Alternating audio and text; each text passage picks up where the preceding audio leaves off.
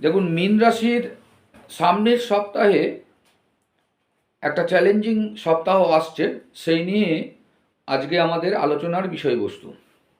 যে সামনের সপ্তাহে মীন রাশির একটা চ্যালেঞ্জ বা ভয়ঙ্কর বিপদ কোন জায়গায় হতে পারে, সেটাই আজকে আপনারা ভিডিওতে জানতে পারবেন। তাহলে সতর্ক কোন জায়গায় হবেন। তার আগে আমরা জেনে নেব যে এই যে মীন রাশি, এই মীন রাশির কে কোথায় প্ল্যানেটগুলো এই মুহূর্তে অবস্থান করছে।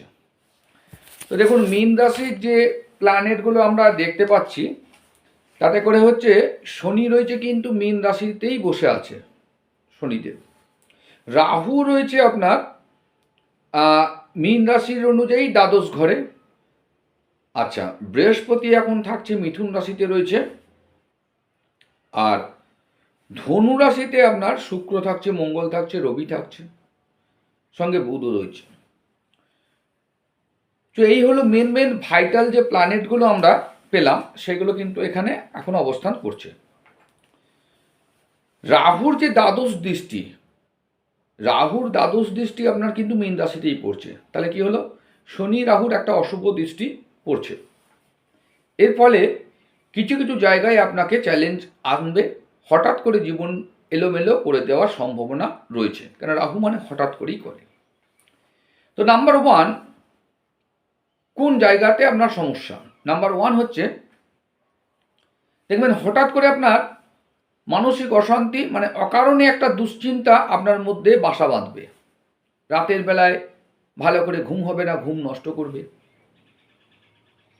প্রিয় যে মানুষ, তার সঙ্গে আপনার একটা ভুল বোঝাবুঝি একটা হবে।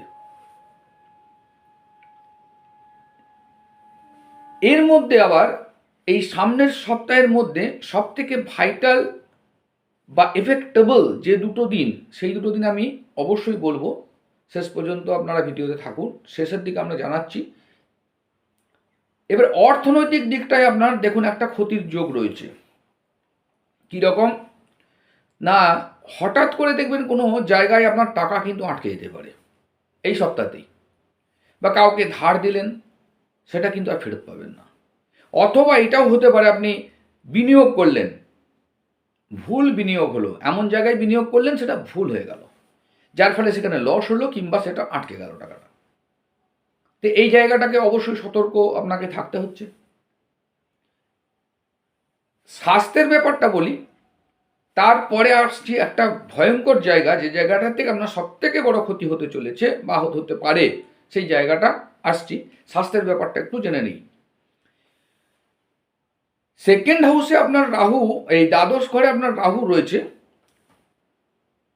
তো এই রাহুর কারণে আপনার চোখের একটা প্রবলেম সম্ভাবনা দেখা যাচ্ছে, ঘুমের সমস্যা, পায়ে কিছু একটা আঘাত বা পায়ের যন্ত্রণা, এই নিয়েও হয়তো ভুগতে পারেন। পুরনো যাদের রোগ ছিল, বেশ রিকভারি হয়ে গিয়েছিল, এই সামনের সপ্তাহে কিন্তু সেই পুরনো রোগ হয়তো আবার হঠাৎ করে বাড়তে পারে। কাজে অবহেলা করবেন না, অবহেলা করলে বড় বিপদে পড়তে হবে স্বাস্থ্য নিয়ে। যদি দেখছেন অল্প স্বল্প দেখা যাচ্ছে পুরনো রোগ, সঙ্গে সঙ্গে ডাক্তারবাবুর সঙ্গে পরামর্শপূর্বক মেডিসিনের সাহায্য নিন, এবং ডাক্তারবাবুরা যা বলবেন সেই অনুযায়ী কাজ করুন। তা নাহলে এটা যদি ফেলে রেখেছেন, তাহলে কিন্তু আরও বড় বিপদ হতে পারে। এর থেকে বড় সমস্যা যেটা, সেটা হচ্ছে শত্রুতা নিয়ে। এই সময় পিছন থেকে আপনার কেউ শত্রুতা করে আপনার বদনাম ছড়াবে। কারা বদনাম করে? মেনলি যারা আপনার সমসাময়িক হতে পারছে না, যারা আপনাকে ঈর্ষা করছে, তারাই কিন্তু আপনার শত্রু, তারাই আপনার বদনাম করবে।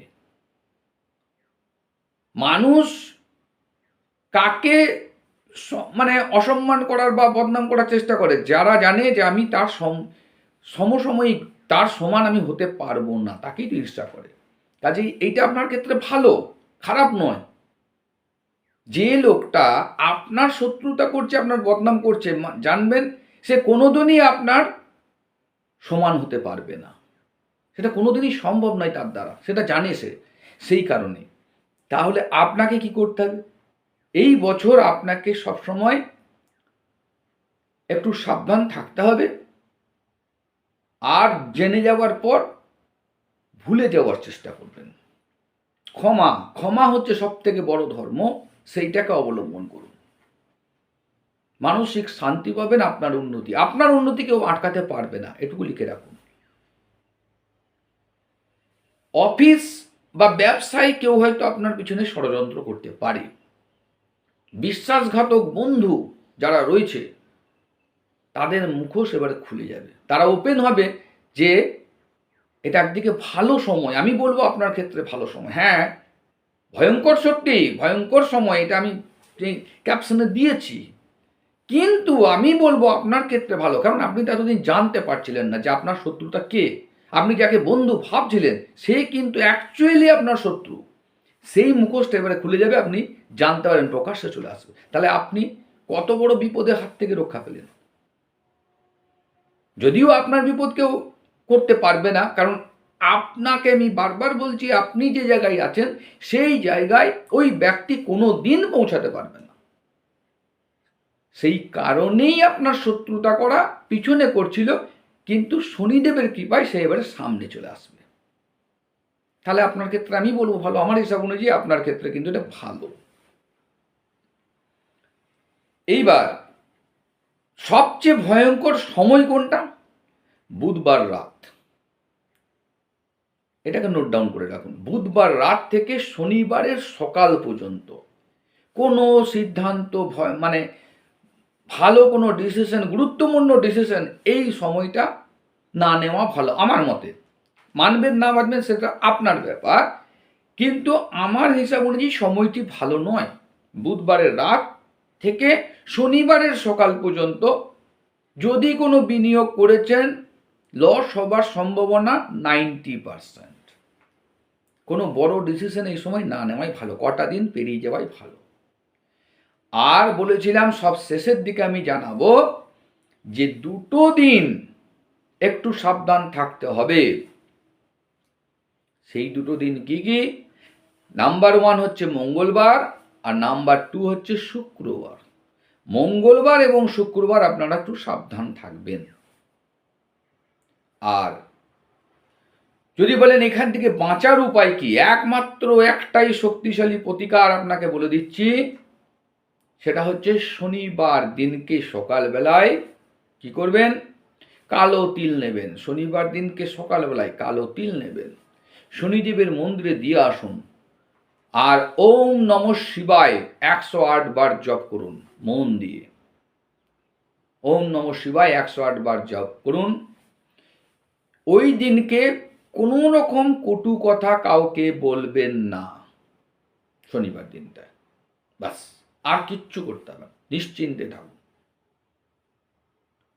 আশা করছি ভালো লাগলো। যদি ভালো লেগে থাকে আপনাদের কাছে রিকোয়েস্ট রইল, যারা এখনো চ্যানেলটাকে সাবস্ক্রাইব করতে ভুলে গেছেন বা করেননি তারা অতি অবশ্যই সাবস্ক্রাইবটা করে নিন। তাহলে এই যে আমাদের আলোচনা, নানা রকম ধরনের যেগুলো আমি দেখছি সেগুলো আপনাদের কাছে নিয়ে আসছি, আমারও ভালো লাগছে আপনাদের সঙ্গে আলোচনা করার ফলে, আমারও অনেক কিছু ইমপ্রুভ হচ্ছে। তাহলে আপনি সেই ভিডিওগুলো পেয়ে যাবেন। সাবস্ক্রাইবটা করে রাখার জন্য অনুরোধ রইল। আর যারা যারা মীন রাশির রয়েছে তাদেরকে সতর্কতা স্বরূপ আপনি ভিডিওটাকে শেয়ার করুন, তারাও জেনে থাকুক। আর ভালো লাগলে অবশ্যই সাবস্ক্রাইব করতে ভুলবেন না, এটুকু রিকোয়েস্টটা রইল। তো নেক্সট ভিডিওতে আপনাদের সঙ্গে আবার দেখা হবে। আশা করছি আপনাদের এই সপ্তাহ খুব ভালো যাবে। সাবধানে থাকুন, সুস্থ থাকুন। হর হর মহাদেবের নাম নিন, কমেন্টে হর হর মহাদেব লিখে পাঠান। ধন্যবাদ।